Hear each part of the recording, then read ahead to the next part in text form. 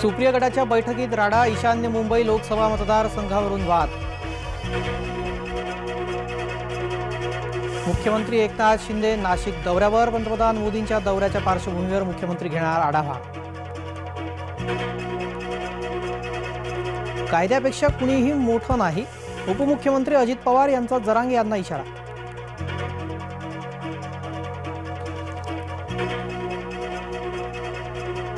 प्रमाणपत्र मिळूनही जरांगे अडलेलेच, आरक्षण मिळत नाही तोवर लाभ घेणार नाही।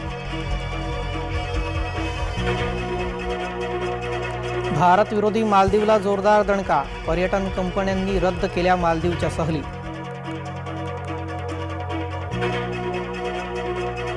बिल्किसच्या आरोपींची लवकरच तुरुंगात रवानगी, सर्वोच्च न्यायालयाने फिरवला खालच्या न्यायालयाचा निकाल।